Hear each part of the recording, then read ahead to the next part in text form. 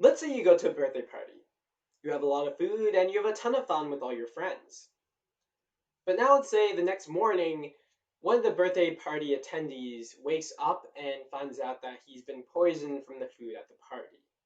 Now the host finds out about this, but he doesn't tell anyone else because he's afraid everyone will find out that he used expired food products as a measure to keep costs low. A few weeks later, all the other attendees are sick. Is the birthday party host guilty of committing a crime?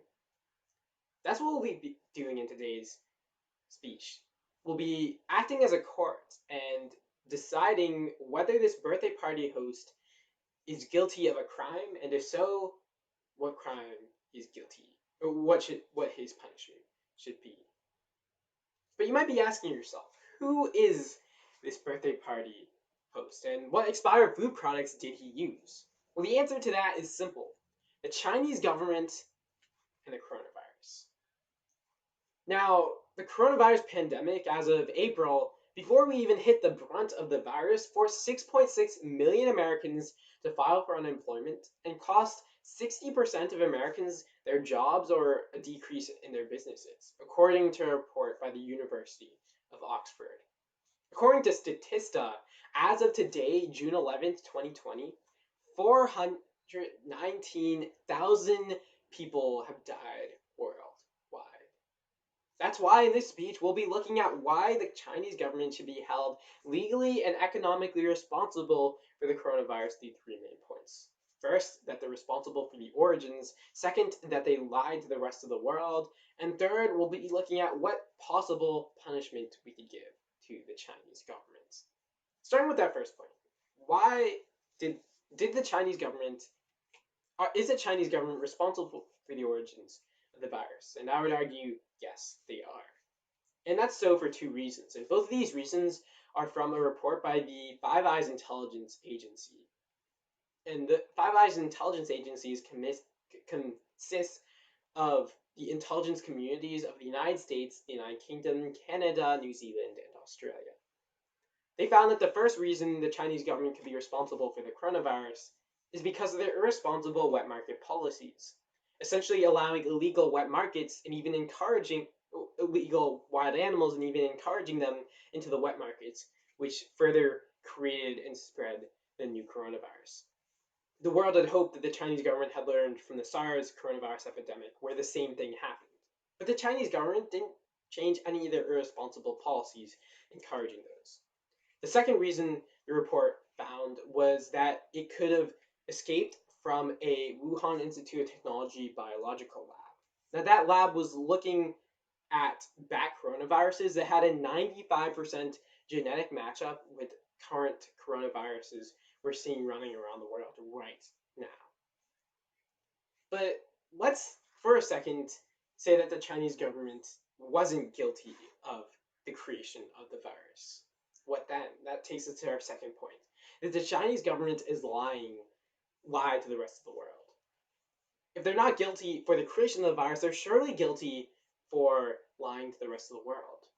For two reasons. The first is that if they told the rest of the world, there would have been a 95% reduction of all cases. And this is a study by the University of Southampton, who found that if the Chinese government had acted 3 weeks sooner, instead of lying to the world, instead of silencing their doctors, then there would have been a 95% reduction of all cases worldwide. Imagine how many lives would have been saved.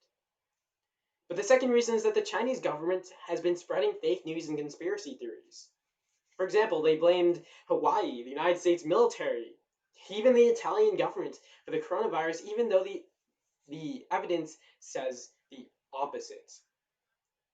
That brings us to the third reason, the third point we're going to be talking about today. How can we possibly punish the Chinese government? Well, there are two different ways. The first is that we could legally punish them. Now, a few experts have said that we could just straight up sue China like they're a terrorist organization. These experts are Nisani Darshan Leitner, who's an attorney from Israel who specializes in suing terrorist regimes, Julia Aribsma, an international dispute expert for the New York-based Diamond McCarthy firm, and Ivana Stradner, a national security expert at the American Enterprise Institute, and they all agree that we could legally sue China for the coronavirus pandemic. But what if China doesn't listen to the international court's ruling? Well, then that brings us to our more forceful punishment. That's the second way we could punish them, is economically. Now, all we need to do to punish the Chinese government is remove our manufacturing base from China. How would we do that? Well, let's look at the past. President Trump in 2018 implemented a 30% solar panel tariff on all solar panels coming from China. What happened? Well, the United States reduced its solar panel imports from China from 12% to 1%. That's a significant reduction. What's even better is that the solar panel manufacturing companies move their factories from China to countries such as South Korea or Malaysia. So at the end of the day, we can see that punishing Chinese government economically would be pretty easy if the world just put tariffs on China. So when it's all said and done, the Chinese government is guilty for the origins of the virus, and they're guilty for lying to the rest of the world of the virus. There would have been a 95% reduction if they told the world just 3 weeks sooner. Finally, we looked at how we could possibly punish China, and the two ways were legally and economically. So the birthday attendants have found out. The court has ruled the Chinese government is guilty for their crimes, and whether they're punished or not is up to you. Thank you so much for listening.